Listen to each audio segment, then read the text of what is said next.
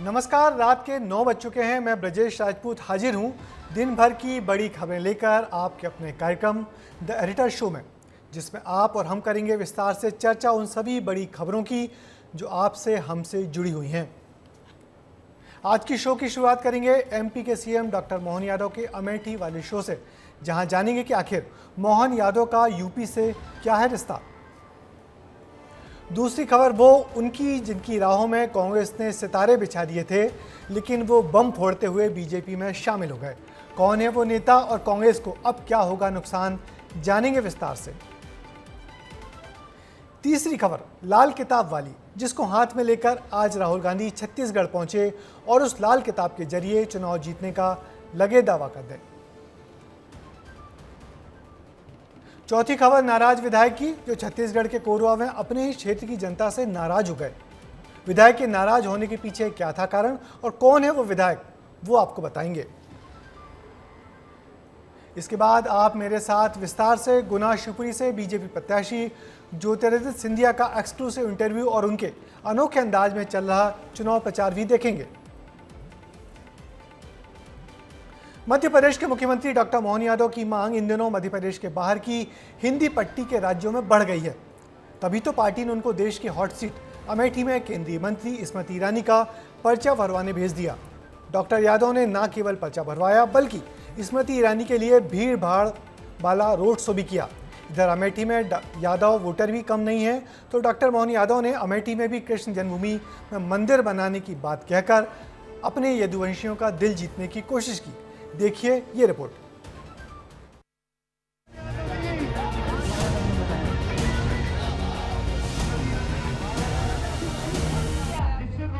अमेठी की सड़कों पर सोमवार को एमपी के सीएम मोहन यादव की चर्चा थी। उनके रोड शो को देखने हजारों की संख्या में लोग पहुंचे हुए थे। लोगों के बीच जोश था, हाथों में उनके स्वागत के लिए फूल थे।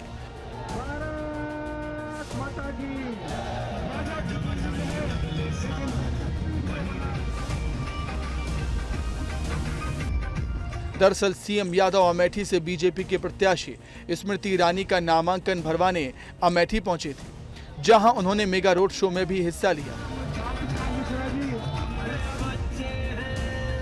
इस दौरान स्मृति ईरानी को मोहन यादव ने गजब का प्रत्याशी बताया। चुनाव की बेलाए हमारी बहन 56 इंच के सीने वाले मोदी जी के साथ जोरदार ताली बजाएं मोदी जी के लिए। क्या जबरदस्त प्रत्याशी हमारे बीच में है, हमारी बहन स्मृति ईरानी। अब कांग्रेसी जबरदस्ती ला के परेशान है, कोई प्रत्याशी नहीं आ रहा उनके साथ। यूपी में बड़ा वर्ग यादव समाज का है। ऐसे में जब सीएम यादव अमेठी पहुंचे तो उन्होंने यदुवंशी समाज के लोगों को याद करते हुए मथुरा में मंदिर बनाने की बात भी कही। मुझे मालूम पड़ा है बड़ी संख्या में यदुवंशी भी रहते हैं। मैं सभी यदुवंशियों से कहना चाहता हूं, आप सब भाग्यशाली हो।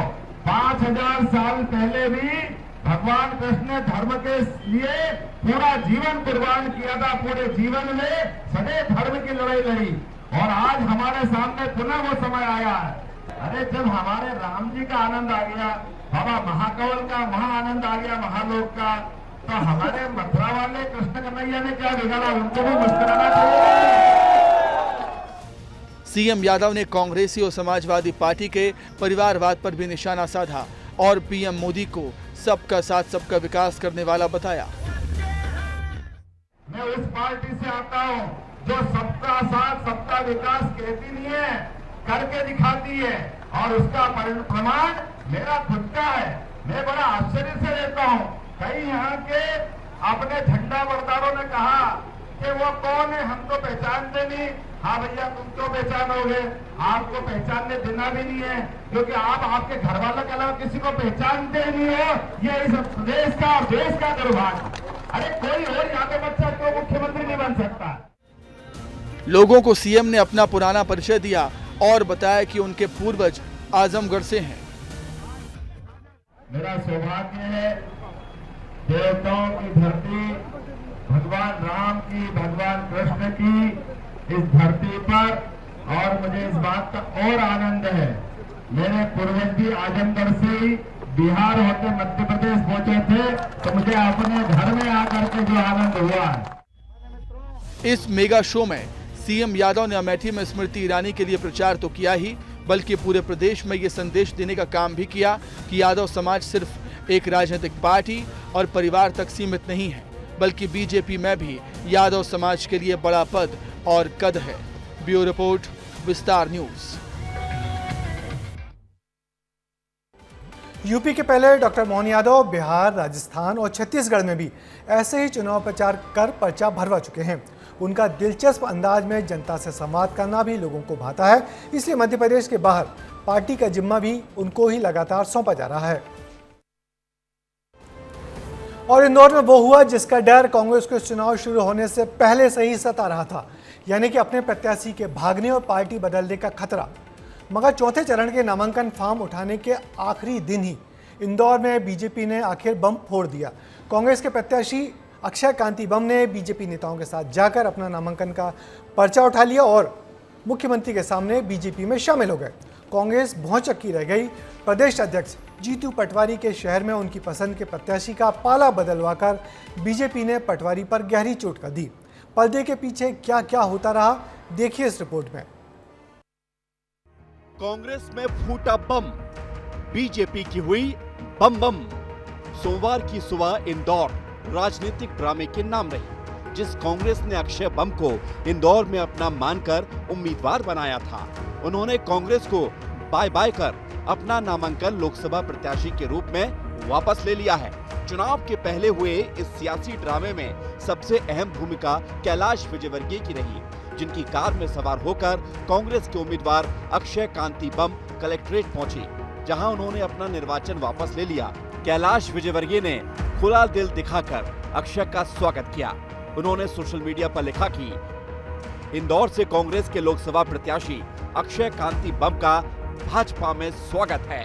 राष्ट्र हित की जागृति के लिए, देश प्रेम के समभाव के लिए, हमारे सनातन धर्म के पूरे विश्व में प्रचार के लिए, एक संपूर्ण और अच्छा श्रेष्ठ भारत के लिए, हर वर्ग के विकास के लिए मैंने मंजिल पे चलना जरूर शुरू करा था, बस थोड़ा सा रास्ता बदला है। आखिरी वक्त में इंदौर में बीजेपी प्रत्याशी शंकर लालवानी का चुनावी खेल मजबूत हो गया है। अक्षय कांति बम ने कांग्रेस में सेंध लगा दी तो डिप्टी सीएम जगदीश देवड़ा उनके घर खाना खाने पहुंच गए। वहीं सीएम डॉक्टर मोहन यादव भी उत्साहित दिखे, क्योंकि वो अमेठी में थे और इंदौर में कैलाश विजयवर्गीय कांग्रेस को पूरी तरह से तोड़ चुके थे। आपकी जानकारी के लिए, पहले समाजवादी पार्टी ने खजुराहो में अपना प्रत्याशी वापस लिया, अब कांग्रेस का प्रत्याशी वापस हो रहा है। इसका मतलब आप समझ सकते हैं कि पूरा प्रदेश मोदीमय हुआ है और कांग्रेस को और समाजवादी पार्टी दोनों को मध्य प्रदेश में इस बात के लिए पुनर्विचार करना चाहिए कि वो अपने दल को आगे किस रूप में बढ़ाए। जनता तो उनके साथ नहीं, अब कार्यकर्ता भी उनके साथ नहीं। लालवानी की जीत का रास्ता क्लियर होने के बाद पूर्व सीएम शिवराज सिंह चौहान भी उत्साहित नजर आए। कांग्रेस की हालत ये हो गई कि अब उम्मीदवार भी नहीं रहना चाहते। कुछ तो शर्मा शर्मी में बने हैं, लेकिन इंदौर के उम्मीदवार ने आज भारतीय जनता पार्टी ज्वाइन कर ली। अब ये कांग्रेस है कि जिसके उम्मीदवार का भी भरोसा अब कांग्रेस में नहीं है, मोदी जी में है, भारतीय जनता पार्टी में है।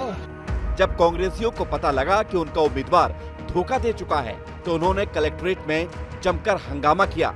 मैंने टिकट ताकत से मांगा था कि इससे अच्छा चुनाव लड़ूंगा, मगर पैसे को देखते हुए हमारे कांग्रेस के नेताओं ने टिकट दिया। क्यों दिया उसको? क्या योगदान था उसका कांग्रेस के लिए? अक्षय को पहले से ही पता था कि नाम वापसी पर बवाल होगा। उनके इस डर के चलते बीजेपी विधायक रमेश मेंदोला की भी एंट्री कराई गई। अक्षय को फॉर्म वापस लेने भी मेंदोला के साथ भेजा। विजयवर्गीय खुद भी बाहर डटे रहे। फिलहाल अक्षय कांति बम के घर की सुरक्षा बढ़ा दी गई है। कांग्रेस अध्यक्ष जीतू पटवारी ने आरोप लगाए हैं कि अक्षय कांति बम को धमकाया गया, इसलिए उन्होंने अपनी कांग्रेस से उम्मीदवारी छोड़ी। इंदौर में एक कांग्रेस का प्रत्याशी था, उस पर 3 दिन पहले कोर्ट से 307 की धारा बढ़वाई गई। 307 कोई केस था उस पर पुराना, उसको डराया गया, धमकाया गया। रात भर उसको यातना दी गई अलग अलग प्रकार की, और आज सुबह कांग्रेस के प्रत्याशी को ले जाके फॉर्म निकलवा लिया गया। जो वैलेट था, ये मैसेज क्या है? ये मैसेज है इंदौर वासियों कि आपके वोट के अधिकार का उपयोग नहीं करना है आपको। जीतू पटवारी कुछ भी कहें, लेकिन कांग्रेसी लगातार अपनी ही पार्टी में सेंधमारी कर रहे हैं। सूरत से कांग्रेस उम्मीदवार नीलेश कुम्हाड़ी का नामांकन अचानक से रद्द हो गया। बाकी बचे हुए 8 उम्मीदवारों ने भी अपना नामांकन वापस ले लिया, जिसके बाद सूरत से बीजेपी प्रत्याशी मुकेश दलाल बिना चुनाव लड़े ही सांसद बन गए। यानी कांग्रेस को उसके अपने ही लगातार नुकसान पहुंचाने का काम कर रहे हैं। ब्यूरो रिपोर्ट, विस्तार न्यूज। इंदौर में कांग्रेस में जो बम फटा है उसकी गूंज पूरे देश में सुनाई दी है। पहले खजुराहो, फिर सूरत और अब इंदौर में बीजेपी ने अपनी रणनीति से मुकाबला ही खत्म कर इन जगहों पर चुनाव एक तरफा कर दिया। कांग्रेस के प्रत्याशी चयन पर तो लोग उंगली उठा ही रहे हैं, साथ ही पूछ रहे हैं कि पुराने कार्यकर्ताओं को छोड़ पार्टी क्यों अमीर कारोबारियों को मैदान में उतारती है। वैसे बीजेपी के गढ़ इंदौर में कांग्रेस की जीतने की संभावनाएं तो पहले ही बहुत कम थी। राहुल गांधी इस लोकसभा प्रचार में दूसरी बार छत्तीसगढ़ पहुंचे, जहां उनका भाषण तो पुराना था लेकिन स्टाइल का अंदाज कुछ नया था। पहले की तरह वो इस बार भी संविधान को बचाने की बात करते नजर आए। उन्होंने कहा कि बीजेपी अगर आएगी तो संविधान ही खत्म हो जाएगा, आरक्षण खत्म हो जाएगा, दलितों का शोषण बढ़ जाएगा। लेकिन आज उन्होंने जो नया किया वो था पूरे भाषण के दौरान हाथ में संविधान को लेकर खड़े होना। वो बार बार जनता को हाथ में संविधान वाली लाल किताब दिखाते रहे। संविधान हाथ में लेकर प्रचार, लाल किताब से जीत की राह। राहुल गांधी का बिलासपुर में नया स्टाइल। इन लोकसभा चुनाव में राहुल गांधी ने प्रचार का नया तरीका निकाला है।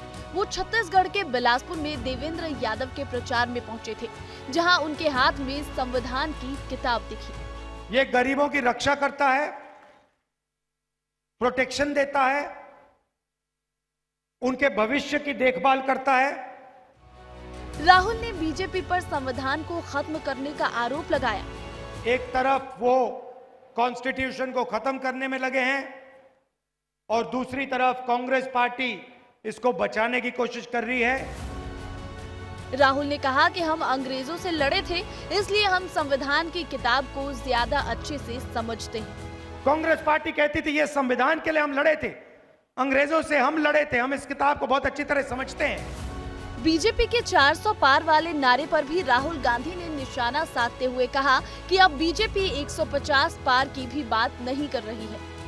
पहले नरेंद्र मोदी कह रहे थे 400 पार, सुना होगा, अब बोल रहे हैं 400 पार, अब 150 पार नहीं बोल रहे हैं। राहुल गांधी बार बार बीजेपी पर हाथ में संविधान की किताब को लेकर निशाना साधते रहे, लेकिन सच है कि संविधान में सबसे बड़ा बदलाव इंदिरा गांधी ने किया। इंदिरा ने 1975 में 39वां संशोधन किया। इंदिरा ने न्यायपालिका से आपातकाल में समीक्षा करने का अधिकार छीना था। इंदिरा ने 1976 में 42वां संशोधन किया था। संविधान में धर्मनिरपेक्ष और समाजवादी शब्द को जोड़ा। राष्ट्रपति शासन भी कांग्रेस के वक्त में सबसे ज्यादा बार लगा है। अब तक देश में 132 बार राष्ट्रपति शासन लगा है, जिसमें 90 बार धारा 356 का उपयोग कांग्रेस पार्टी ने किया।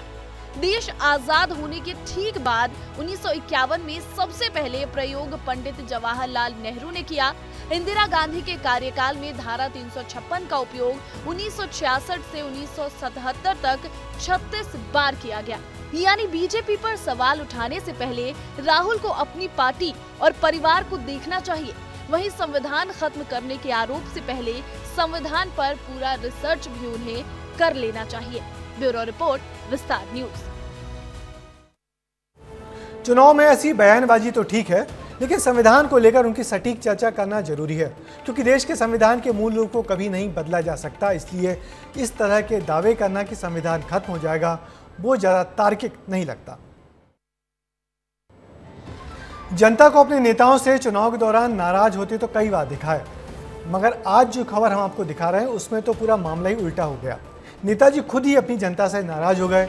ये नाराज नेताजी हैं भैयालाल रजवाड़े, जो छत्तीसगढ़ के कोरबा से विधायक हैं उनके इलाके में सीएम विष्णुदेव साय की सभा हुई, लेकिन उतनी जनता नहीं पहुंची जितने का लक्ष्य विधायक भैयालाल राजवाड़े लेकर चल रहे थे। फिर क्या था, वो सीधे मन से नाराज हो गए और लगे जनता से बोलने कि सीएम आए हैं और आपको चिंता तक नहीं है। मजा नहीं आया आज मुझको।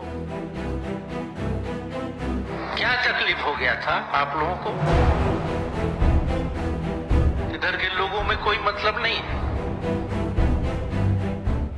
छत्तीसगढ़ के कोरिया में सीएम विष्णुदेव साय की सभा हो रही थी, लेकिन जनता उतनी नहीं पहुंची जितने की विधायक साहब चाहते थे। दरअसल बीजेपी विधायक भैयालाल राजवाड़े ने जब देखा कि सीएम की सभा में भीड़ नहीं है, तो उन्होंने तुरंत लोगों को बोल दिया कि मुझे मजा नहीं आया। मुझे मजा नहीं आया आज मुझको। आज मुझको बहुत तकलीफ है। मैं उस तकलीफ को अभी नहीं, कभी बताऊंगा। मुझे बहुत तकलीफ है। भैयालाल राजवाड़े ने जनता से पूछा कि क्या तकलीफ हो गई थी जो लोग सीएम के कार्यक्रम में नहीं पहुंचे। क्या तकलीफ हो गया था आप लोगों को? सुबह से लेकर के 2 बजे रात तक 2 पाली भैयालाल आपके बीच में बैठता है। सीएम की सभा में शायद तेज गर्मी के चलते भीड़ कम थी, मगर विधायक साहब का गुस्सा उससे भी ज्यादा गर्म था। इसीलिए उन्होंने लोगों से पूछा कि आपको सभा से कोई मतलब नहीं है क्या? आज बुलाया कि मुख्यमंत्री जी का आगमन हो रहा है, उनका शोभा बढ़ा है, पहला आगमन है। इधर के लोगों में कोई मतलब नहीं है। हालांकि कांग्रेसियों का मानना है कि बीजेपी के नेता को लोग सुनना नहीं चाहते, इसलिए उनके कार्यक्रम में नहीं पहुंचते हैं। भारतीय जनता पार्टी के नेताओं को जनता सुनना नहीं चाह रही है। जो भाजपा के जो विधायक ने अपनी पीड़ा जो व्यक्त की है, उसके पीछे कारण सिर्फ जनता की नाराजगी है भारतीय जनता पार्टी से। आपको बता दें कि कोरिया से बीजेपी ने सरोज पांडे को चुनावी मैदान में उतारा है। ब्यूरो रिपोर्ट, विस्तार न्यूज। केंद्रीय मंत्री ज्योतिरादित्य सिंधिया इन दोनों गुना शिवपुरी सीट पर दिलचस्प अंदाज में चुनाव लड़ रहे हैं। वो अपने परिवार के साथ प्रचार को उतरे हैं और इस बार इस सीट से अपने राज परिवार के रिश्तों की बात कम, मोदी जी की गारंटी और सरकार की योजनाओं से आए बदलाव की बात ज़्यादा कर रहे हैं। गांव की महिलाओं के साथ वो जमीन पर बैठकर अपने अंदाज में बात करते हैं, हंसी मजाक करते हैं और उनको जीतने की गारंटी मांगते हैं। पिछली बार वो यहाँ से हारे थे, मगर इस बार जीतने में कोई कसर नहीं छोड़ रहे। विस्तार न्यूज से उन्होंने एक्सक्लूसिव बातचीत की और अपने पुराने मित्र राहुल गांधी के खिलाफ जमकर मोर्चा खोला। देखिए मेरी ये रिपोर्ट।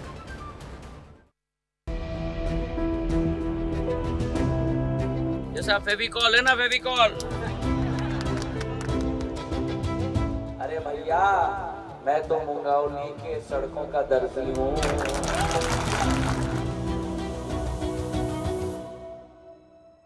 गुना शिवपुरी की सीट में ज्योतिरादित्य सिंधिया गांव-गांव जाके प्रचार कर रहे हैं, मगर उनके प्रचार का तरीका बिल्कुल अलग है। वो यहाँ जाके गांव वालों से संवाद कर रहे हैं, यहाँ की जो सरकार की जो योजनाएं हैं उनकी बात कर रहे हैं और लगातार संवाद कर रहे हैं। एक रक्षक आपका प्रधानमंत्री, एक सेवक आपका ज्योतिरादित्य सिंधिया। समाज को बताना है। 1 मिनट में पूरा साफ साफ बता दूं। आज बात कर रहा हूँ तो दिल खोल के बात करो। उज्ज्वला योजना, चूल्हा और गैस का कनेक्शन किसको मिला? हाथ उठाओ ना। हाथ उठाओ। किसने दिया? अरे आप कहाँ बन गए मेरी महिला? किसने दिया? और आपको मालूम है अब आपके घर में चूल्हा आ गया, आपके घर में सिलेंडर आ गया। टंकी सही। अब अगले 5 साल में आपको टंकी उठाने की जरूरत है। मोदी जी आपके घर में अगले 5 साल में पाइप डाल के गैस पहुंचाएंगे आपके, तो टंकी का मुसीबत।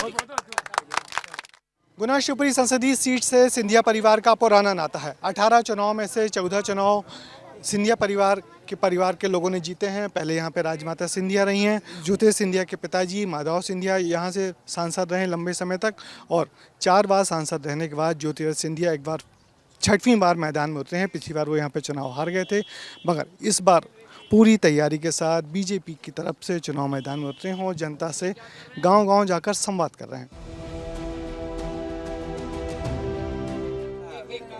तालाब वो सब मैं करूंगा, चिंता मत करना।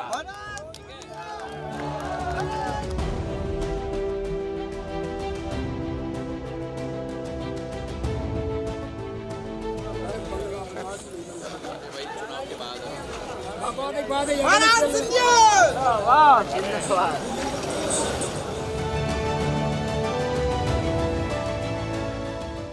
जी अपने प्रचार के दौरान बीजेपी कार्यकर्ताओं के उन जगहों पे भी जा रहे हैं जिनके यहाँ दुख दर्द या गम हुआ है। ऐसी एक जगह पे यहाँ उतरे हैं। अच्छा, क्या कहेंगे इस बार जो चुनाव है, तो कैसा लग रहा है, कैसा चुनाव है इस बार? बहुत बढ़िया चुनाव है। श्रीमंत महाराज साहब का चुनाव, मोदी जी का चुनाव है। महाराज साहब के और मोदी जी के नाम पे वोट मिल रहा है। पिछली बार तो महाराज जी यहाँ हार गए थे, तो वो क्या वजह रही थी? वो साहब मोदी जी का लहर थी। कोई जो पहले सांसद जीते थे वो खुद के वजूद पर नहीं जीते थे, वो मोदी जी की लहर थी, भारतीय जनता पार्टी की लहर के कारण वो चुनाव जीते थे। और अभी भी महाराज जीतेंगे ऐतिहासिक वोटों से। हमारा क्षेत्र जो है वो पार्टी से मतलब नहीं, से परिवार एक रिश्ता है महाराज से। सिंधिया जी को यहाँ परिवार के लोग मानते हैं और सिंधिया जी हर वर्ग विशेष का ध्यान रखते हैं। आप देख रहे हैं कि हमारी न्याय जैन जो मंडल अध्यक्ष हैं युवा मोर्चा के, उनके हस्बैंड अभी 4 दिन पहले एक्सीडेंट में एक्सपायर हो गए। महाराज साहब को चुनाव के समय भी अपने कार्यकर्ता की चिंता है और वो आंतरिक रूप से शोक संवेदना व्यक्त करने खुद आए हैं। ज्योतिरादित्य सिंधिया फिर पूरी मेहनत के साथ इस सीट पे हैं और लोगों का यही कहना है कि सिंधिया से जो जुड़ाव है यही वजह है कि वो किसी भी पार्टी में रहे। पिछले भले ही कांग्रेस में थे, मगर इस बार बीजेपी में है तो और ज़्यादा वोटों से जीतना उनका तय लग रहा है।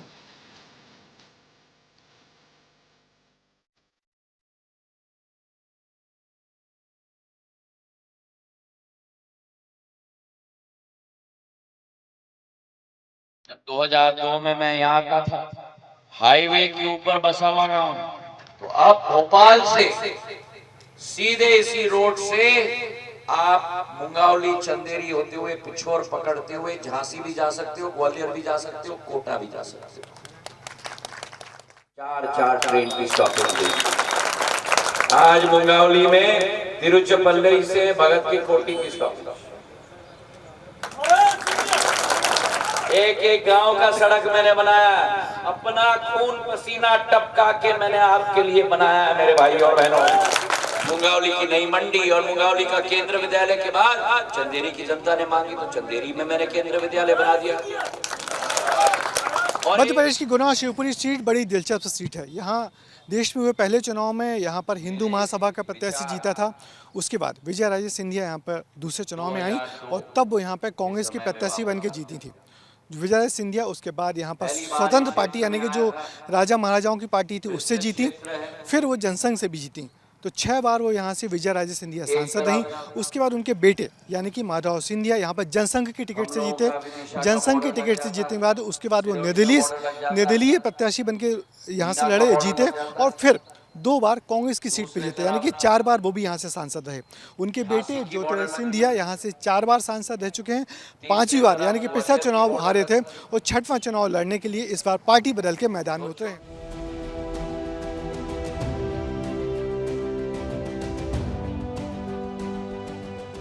हमारे साथ हैं गुना शिवपुरी के उम्मीदवार बीजेपी के और केंद्रीय मंत्री ज्योतिरादित्य सिंधिया जी। सिंधिया जी, क्या खास है इस चुनाव में? पिछला चुनाव और इस चुनाव में क्या फ़र्क देख रहे हैं? पिछली बार आप किसी दूसरी पार्टी से थे, इस बार बीजेपी से हैं।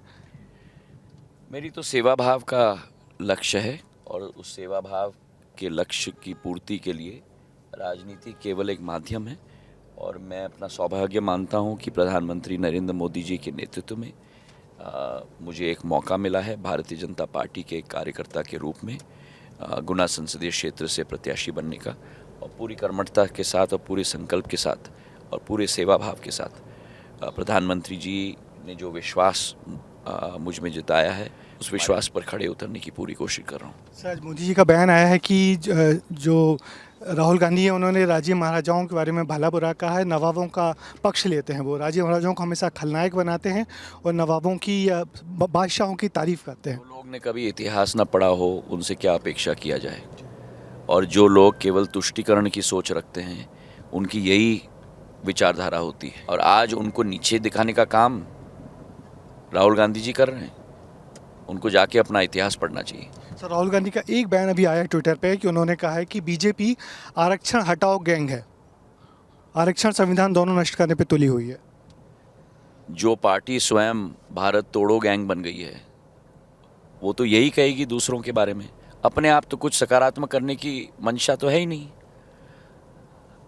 जो परिवर्तन नरेंद्र मोदी जी ला रहे हैं पूरे देश में विश्व स्तर पर, उसे नीचे दिखाने का काम कर रही है। देश के अंदर की बात हो या देश की बाहर की बात हो, उनकी सोच ही नकारात्मक है। बहुत बहुत सर आपका बहुत बहुत।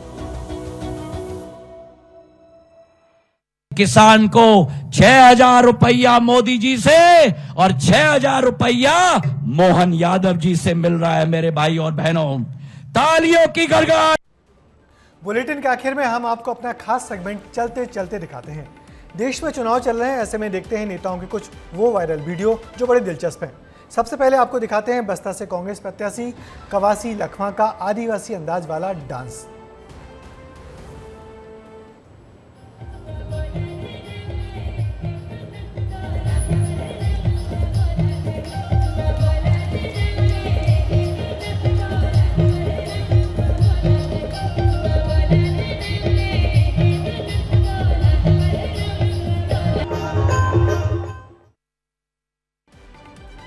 और अब सुनिए पूर्व मुख्यमंत्री शिवराज सिंह चौहान का एक दिलचस्प अंदाज में दिया गया बयान, जिसमें वो कांग्रेसियों से बोल रहे हैं कि हमारे पीएम तो नरेंद्र मोदी बनेंगे, लेकिन कांग्रेसी अपने पीएम कल्लू मुन्ना जुम्मन में से कौन पीएम बनेगा, जरा इसका नाम तो बताएं।